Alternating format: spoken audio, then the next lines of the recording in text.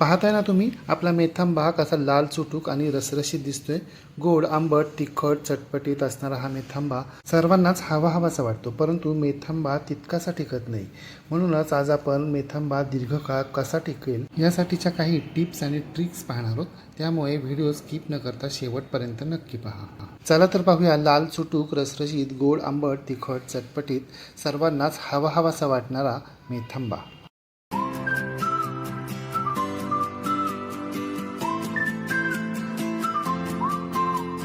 मेथांबा करण्यासाठी इथे आपल्याला कडक डागविरहित तोतापुरी कैऱ्या घ्यायच्यात। आपल्याला एवढ्या सगळ्या कैऱ्या घ्यायच्या नाहीत, आपल्याला फक्त 2 मोठ्या आकाराच्या कैऱ्या घ्यायच्यात। वजनानं म्हणाल तर 800 ग्रॅम।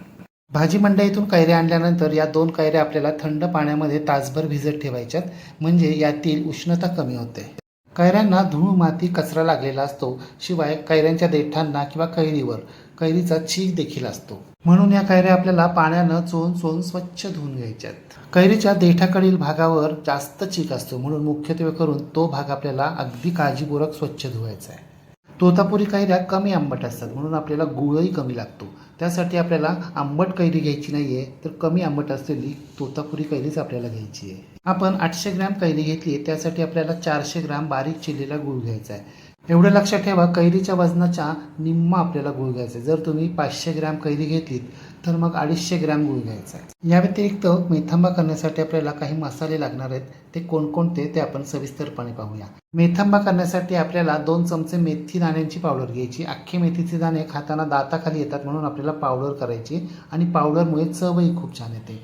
1 चमचा बडीशेप पावडर, अर्धा चमचा जिरे, 1 चमचा मोहरी, अर्धा चमचा हळद, अर्धा चमचा हिंग, 1 चमचा तिखट लाल मिरची पावडर, 2 चमचे मीठ किंवा चवीप्रमाणे मीठ घ्यायचं आहे। बडीशेपचा वापर नक्की करायचा आहे, त्यामुळे चव खूप छान येते आणि आपला मेथांबा पाचकही होतो।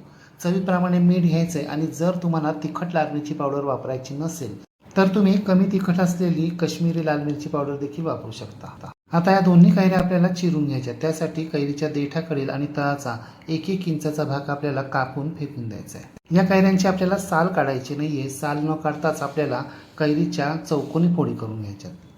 आपल्याला कैरीच्या खूप छोट्या फोडी करायच्या नाहीयेत आणि खूप मोठ्याही करायच्या नाहीयेत। साधारणतः 1 इंच आकाराच्या आपल्याला कैरीच्या फोडी करून घ्यायच्या। कारण या कैरीच्या फोडी जेव्हा आपण शिजवतो ना, तेव्हा त्यांचा आकार कमी होतो, म्हणून आपण जर खूप छोट्या फोडी केल्या तर मग गाळच होतो। म्हणून आपल्याला बऱ्यापैकी मोठ्या फोडी करून घ्यायच्या।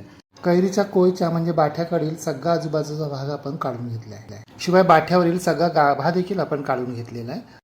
आपल्या दोन्ही कैऱ्यांच्या साधारणपणे 1 इंच आकाराच्या आपण फोडी करून घेतलेल्या आहेत। आपल्या सगळ्या फोडी करून झाल्यात।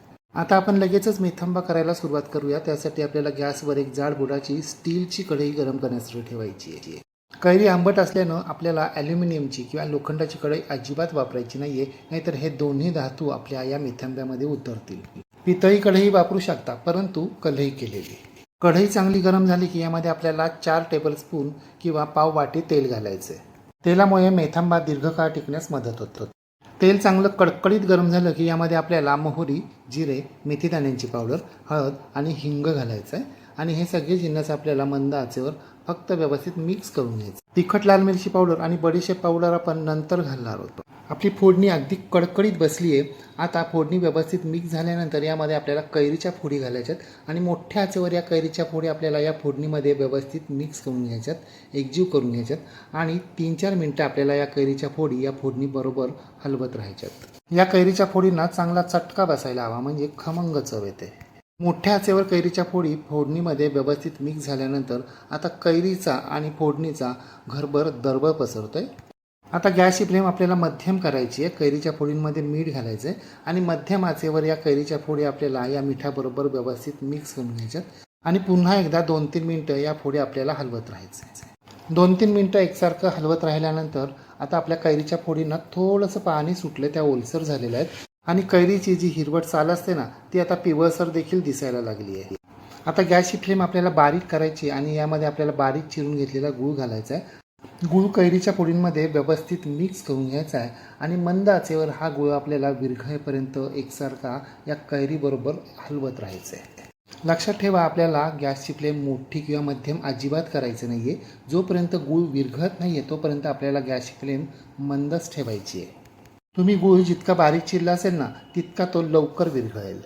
जसजसं आपण या कैरीच्या फोडी हलवत राहू ना तसतसं कैरीच्या फोडींना पाणी सुटेल आणि गुळाला देखील पाणी सुटेल.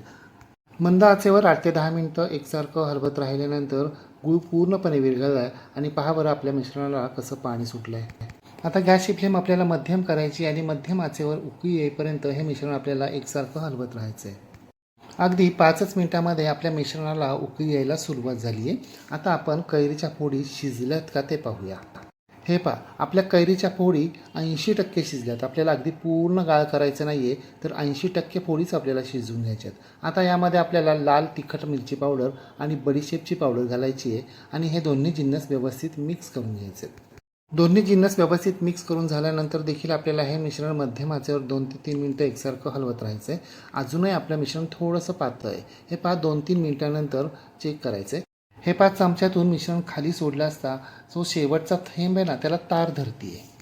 आता चमच्यावर थोडंसं मिश्रण घ्यायचं आहे, फुंकर मारायची आहे, 2 मिनटं थांबायचं आहे आणि 2 चिमटींच्या मध्ये आपल्याला हे मिश्रण धरायचं आहे. हे पहा चांगली तार तयार होते. आपला एक तारी पाक तयार झालेला आहे.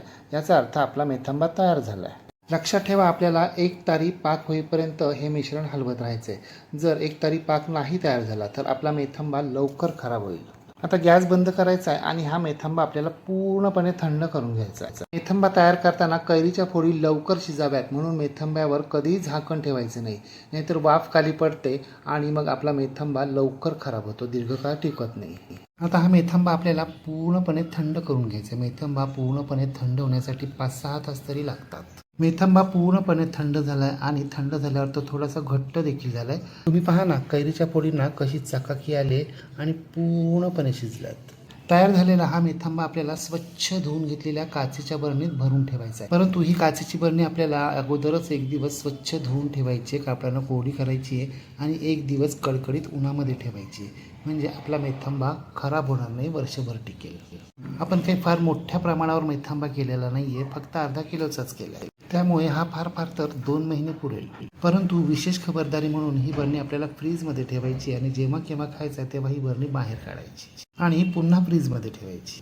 किंवा मेथंबा पूर्णपणे थंड झाल्यावर यामध्ये 1 चमचा व्हिनेगर किंवा 2 चमचे लिंबाचा रस घालायचा आहे आणि व्यवस्थित मिक्स करून घ्यायचं आहे. एवढं लक्षात ठेवा आपण लोणचं वर्षभर टिकण्यासाठी जशी काळजी घेतो ना तशी काळजी घ्यायची. म्हणजे प्रत्येक वेळी स्वच्छता बाळगायची आहे, कोरड्या ठिकाणी ठेवायचं आहे, ओल्या त्याचा संपर्क येता कामा नये. आहे की नाही करायला सोपा. मी इथे मोठमोठ्या फोडी केल्यात, तुम्ही छोट्या देखील करू शकता किंवा मी चौकोनी फोडी केल्यात, तुम्ही लांबट फोडी देखील करू शकता. मग तुम्ही सुद्धा या उन्हाळ्यामध्ये लाल चुटूक, रसरशीत, गोड, आंबट, तिखट, चटपटीत मेथंबा करून पहा व कसा झाला ते कमेंट बॉक्समध्ये मला नक्की सांगा. रेसिपी आवडल्यास लाईक, शेअर, कमेंट करायला विसरू नका. आणि हो, तुम्ही जर अजूनही गृहविष्णू किचन चॅनलला सबस्क्राईब केलं नसेल तर प्लीज नक्की सबस्क्राईब करा.